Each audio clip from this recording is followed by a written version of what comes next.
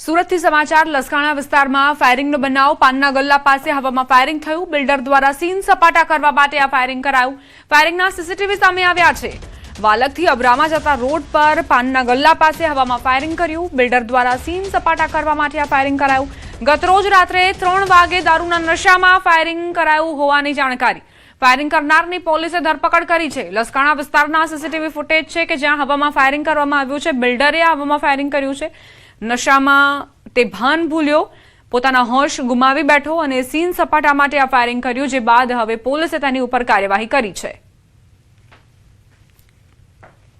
સુરતમાં કઈ રીતે અસામાજિક તત્વો બેફામ બન્યા છે આ તો બિલ્ડર છે અને બિલ્ડરે આ પ્રકારનું વર્તન કર્યું છે આ પ્રકારનું કૃત્ય કર્યું છે પાનના ગલ્લા પાસે તેણે હવામાં ફાયરિંગ કર્યું રોફ જમાવવા માટે તેણે આ ફાયરિંગ કર્યું હોવાની જાણકારી છે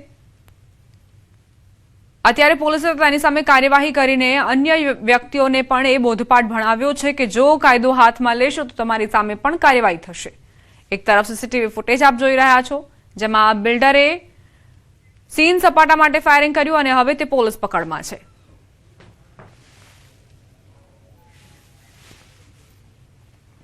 સોના ચાંદીના ભાવમાં 10 દિવસમાં મોટો ઉછાળો નોંધાયો છે સોનાના ભાવમાં 10,000નો વધારો થયો ચાંદીના ભાવમાં 15,000 રૂપિયાનો વધારો થયો છે સોનું આજે 1,56,700 પહોંચ્યું ચાંદીનો ભાવ 2,42,000 પર પહોંચ્યો છેલ્લા 10 દિવસમાં ભાવમાં સતત વધારા બાદ આજે આંશિક ભાવમાં કરેક્શન જોવા મળ્યો છે છેલ્લા 10 દિવસમાં મોટો ઉછાળો આવ્યો છે સોના અને ચાંદીના ભાવમાં સોનાના ભાવમાં 10,000નો વધારો ચાંદીના ભાવમાં 15,000નો વધારો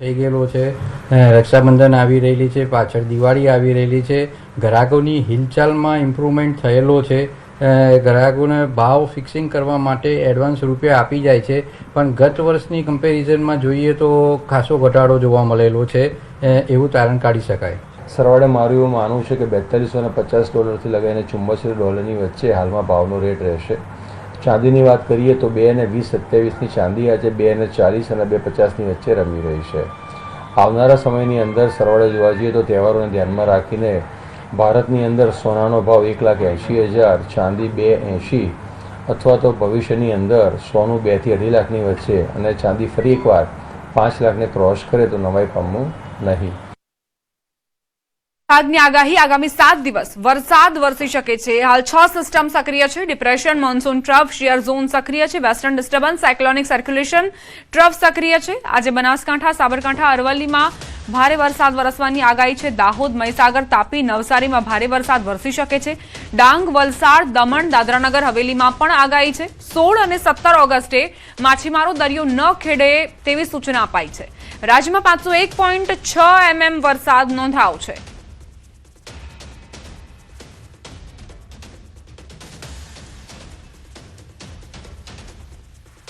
इसमें जो डिस्ट्रिक्ट आज हेवी रेनफॉल का वार्निंग दिया गया है येलो वार्निंग के साथ बागथाड़ा बनासकांठा साबरकांठा अरावली माहीसागर और दाहोद के लिए दिया गया है और दक्षिण में तापी नवसारी वलसाड़ डांग दमन दादरा नगर हवेली को दिया गया है हेवी रेनफॉल येलो वार्निंग के साथ कल के लिए 15 अगस्त इसमें दक्षिण गुजरात की जो ज़िला है तापी नवसारी वलसाड़ डांग दमन दादरा नगर हवेली इसमें येलो वार्निंग के साथ आइसोलेटेड प्लेसेस में हेवी रेनफॉल का वार्निंग दिया गया है डीप डिप्रेशन जो झारखंड एडजॉइनिंग गंजेटिक वेस्ट बंगाल के पास था इसका मूवमेंट पश्चिम उत्तर पश्चिम दिशा में मूवमेंट हुआ है शेयर जोन अभी 23 डिग्री नॉर्थ में परसिस्ट कर रहा है ये 3.1 एंड 7.6 किलोमीटर મધ્ય ભારત તરફ આગળ વધ્યું ડિપ્રેશન 9 રાજ્યમાં ભારેથી અતિભારે વરસાદનું એલર્ટ છે હાલ રાંચી નજીક આ ડિપ્રેશન સક્રિય છે પશ્ચિમ ઉત્તર પશ્ચિમ દિશા તરફ આ ડિપ્રેશન ગતિ કરી રહ્યું છે દર કલાકે 20 કિલોમીટરની ઝડપથી ગતિ કરતા આગળ વધી રહ્યું છે હજુ 24 કલાક આ જ દિશામાં તે ગતિ કરી શકે છે ઓડિશા છત્તીસગઢ ઝારખંડમાં વરસાદનું એલર્ટ પશ્ચિમ બંગાળ સિક્કિમમાં પણ વરસાદનું એલર્ટ બિહાર ઉત્તર પ્રદેશમાં ભારે વરસાદનું એલર્ટ મધ્યપ્રદેશ ઉત્તરાખંડમાં પણ ભારે વરસાદ વરસી શકે છે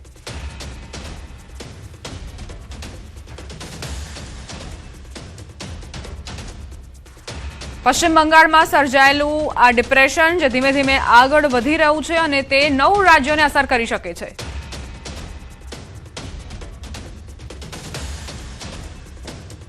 મારા સહયોગી સિદ્ધાર્થ હવે તમને વિસ્તૃત જાણકારી આપશે આ સિસ્ટમને લઈને. સૌથી પહેલા વાત કરીએ આગામી 2 અઠવાડિયાની 13 થી 19 ઓગસ્ટ શું છે પરિસ્થિતિ. ડિપ્રેશન ગુજરાત તરફ આવવાની સંભાવના નથી. જે ડિપ્રેશન પશ્ચિમ બંગાળમાં બન્યું હતું, આપણે ઈચ્છતા હતા કે ગુજરાત તરફ આવે તો સારો વરસાદ આવે, પરંતુ તેની સંભાવના નથી. ચોમાસાની ધરી ગુજરાતથી દૂર રહી શકે છે, જેના કારણે પણ વરસાદની શક્યતા ઓછી જોવા મળી રહી છે. છૂટો છવાયો વરસાદ થશે. ભારે વરસાદની વાત કરી રહ્યા છે. છૂટો છવાયો વરસાદ ચાલુ રહેશે ગુજરાતમાં. શિયર ઝોનમાં આખું અઠવાડિયું રહે એવી સંભાવના છે. નીચલા લેવલના સોમાલી જેટની ગતિ તીવ્રતા નબળી રહી શકે છે 13 થી 19 ઓગસ્ટ દરમિયાન, અને વધુ એક વેસ્ટર્ન ડિસ્ટર્બન્સ આવી શકે છે 13 થી 19 દરમિયાન. પરંતુ 13 થી 19 દરમિયાન જે ભારે વરસાદની આશા અપેક્ષા ગુજરાત પર આપણે રાખી રહ્યા છે તે અત્યારના નહિવત જોવા મળી રહી છે. છૂટો છવાયો વરસાદ થઈ શકે છે. 20 થી 26 ઓગસ્ટમાં શું છે તો સપ્તાહની શરૂઆતમાં ફરી સક્રિય થઈ શકે છે બંગાળની ખાડી. જે આપણે 19 ઓગસ્ટે કહેતા હતા એક ડિપ્રેશનની પરિસ્થિતિ છે, તે સપ્તાહની શરૂઆતમાં જે 20 થી 26નું છે તેમાં જોવા મળી શકે છે. બંગાળની ખાડીમાં લો પ્રેશર બનવાની સંભાવના છે. ચોમાસાની ધરી થોડી દક્ષિણ તરફ સરકી શકે છે, જેના કારણે ગુજરાત ઉપર થોડી વરસાદની પરિસ્થિતિ સર્જાય તેવું લાગી રહ્યું છે. નીચલા લેવલના સોમાલી જેટની ગતિ તીવ્રતા નબળી રહી શકે છે, જેના કારણે મેં જેમ પહેલા પણ આપને કીધું કે છૂટો છવાયો વરસાદ કેટલાક વિસ્તારમાં જોવા મળશે. કદાચ કોઈ એકાદો વિસ્તાર એવો હશે કે જ્યાં 2-3 ઇંચ વરસાદ પડી જાય, પરંતુ ભારે વરસાદ જોવા નહીં મળે. બનાસકાંઠા જિલ્લામાં મેઘરાજા મહેરબાન. પાલનપુર, વડગામ સહિત અનેક વિસ્તારોમાં વરસાદ ખાબક્યો. વરસાદ શરૂ થતા ખેડૂતોમાં ખુશીનો માહોલ. છેલ્લા 2 દિવસથી જિલ્લામાં વરસાદી માહોલ જામ્યો છે.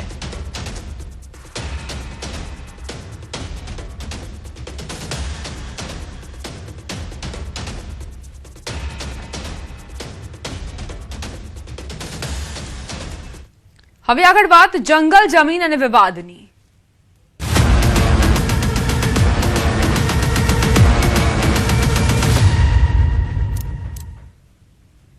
સાગબારા જંગલ જમીન ખેડાણનો મુદ્દો આદિવાસીઓના ધરણાનો 7મો દિવસ છે. જમીન આંદોલન રાજકારણનું એપી સેન્ટર બન્યું છે. ભાજપ, આમ આદમી પાર્ટી બાદ હવે કોંગ્રેસના નેતા જોડાયા છે. કોંગ્રેસ નેતાઓનું આદિવાસીઓને સમર્થન. કોંગ્રેસના આગેવાનોએ મુલાકાત કરી. સામાજિક આગેવાન 7 દિવસથી ઉપવાસ પર બેઠા છે. લીલા વસાવાએ 7 દિવસથી ભોજન નથી લીધું. ન્યાય નહીં મળે ત્યાં સુધી ધરણા ચાલુ રહેશે તેવી વાત પણ આદિવાસીઓ કરી રહ્યા છે. ભાજપ, આમ આદમી પાર્ટી બાદ હવે કોંગ્રેસના નેતાઓ પણ આદિવાસીઓને સમર્થન આપવા માટે પહોંચ્યા છે. સાગબારા જંગલ જમીન ખેડાણનો આ મુદ્દો જે સતત વિકરાળ બનતો જઈ રહ્યો છે. સાગબારાના ખેડૂતો માંગ કરી રહ્યા છે કે તેમને હક મળે, જમીન પર ખેડાણનો હક મળે.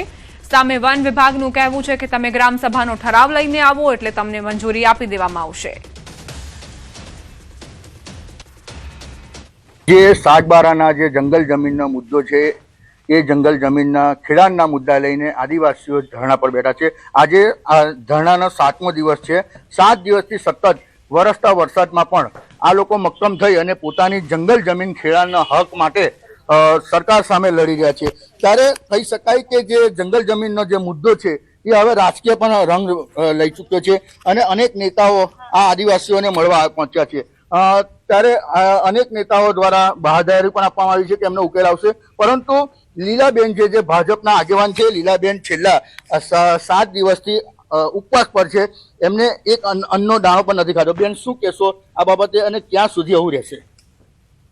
અન્નનો દાણો તો નહીં જ લીધો, કેમ કે અમારી જે માંગ છે તે હજુ સુધી અમને મળી નથી અને જ્યાં સુધી અમારી માંગ પૂરી નહીં થશે ત્યાં સુધી અમે ઉપવાસ ચાલુ જ રાખીશું અને ધરણા પણ ચાલુ જ રહેશે.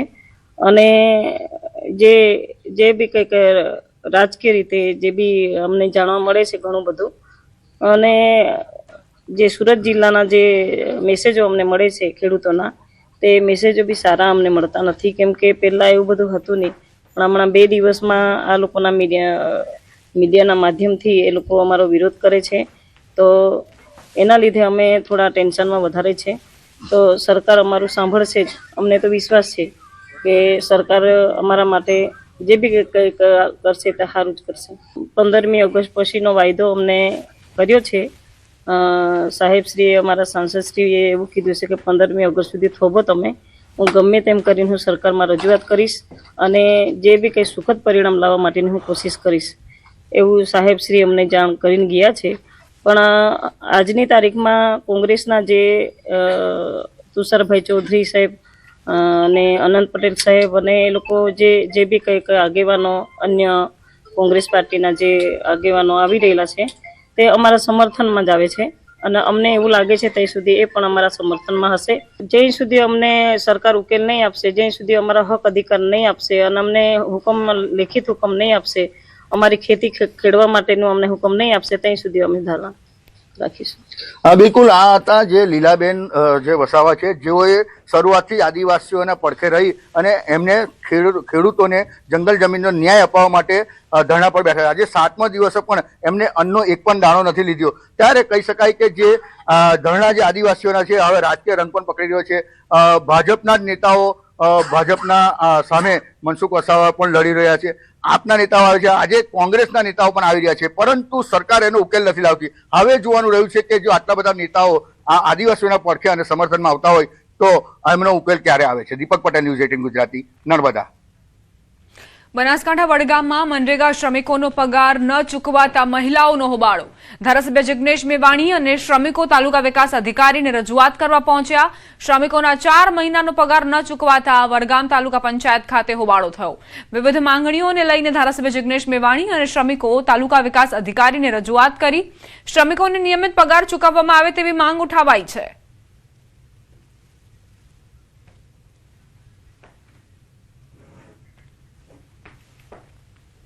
સુરતના જહાંગીરપુરા વિસ્તારમાં મહિલાની છેડતી થઈ. મહિલાની છેડતી કરતો રોમિયો ઝડપાયો. સ્થાનિક લોકોએ રોમિયોની ધોલાઈ કરી જહાંગીરપુરા પોલીસને સોંપવામાં આવ્યો. જહાંગીરપુરા પોલીસે રોમિયોનો કબજો લીધો. આરોપી વિરુદ્ધ છેડતીનો ગુનો દાખલ કરીને ધરપકડ કરવામાં આવી છે.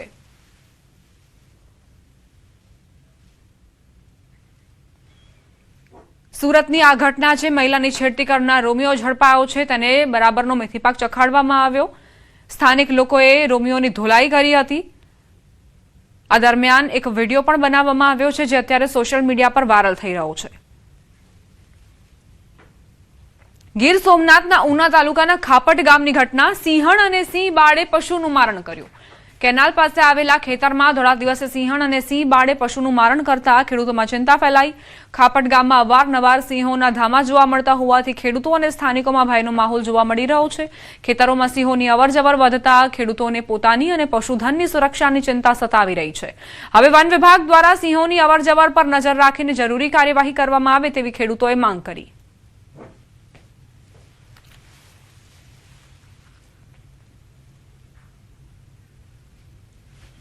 અમરેલીથી સમાચાર. પીપાવાવ હાઈવે પર સિંહ આવી ચડ્યા. વાહનોથી ધમધમતા હાઈવે પર સિંહ આવી ચડ્યા. 2 સિંહ આવ્યા હોવાની જાણકારી છે. સિંહો હાઈવે ક્રોસ કરવા મથામણ કરતા દેખાયા. સિંહોના વહારે આવ્યા સિંહ પ્રેમી. અકસ્માતથી સિંહોને બચાવવા સુરક્ષિત રીતે હાઈવે ક્રોસ કરાવ્યો. આંબરડી ગામના સિંહ પ્રેમીએ બંને સિંહોને સલામત રીતે રોડ ક્રોસ કરાવ્યા. સિંહના લોકેશન અંગે તાત્કાલિક વન વિભાગને પણ જાણ કરી.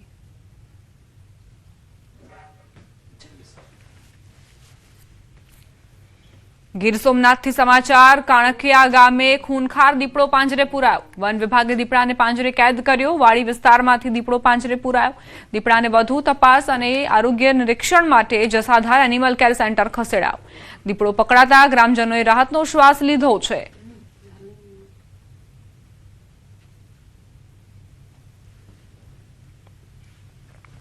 મહીસાગરના સંતરામપુરના સિંગલગઢ ગામમાં 7 ફૂટ લાંબો મહાકાય અજગર દેખાયો. ખેડૂતના ઘર પાસે અજગર દેખાતા સ્થાનિકોમાં ભય વ્યાપ્યો. ખેડૂતની જાણ બાદ વન વિભાગની ટીમ ઘટના સ્થળે પહોંચી. એનિમલ હેલ્પ ચેરિટેબલ ટ્રસ્ટની ટીમે અજગરનું રેસ્ક્યુ કર્યું. અજગરને સુરક્ષિત રીતે જંગલ વિસ્તારમાં મુક્ત કર્યો. અજગરને જોવા માટે સ્થાનિકોમાં પણ ભારે ઉત્સુકતા જોવા મળી.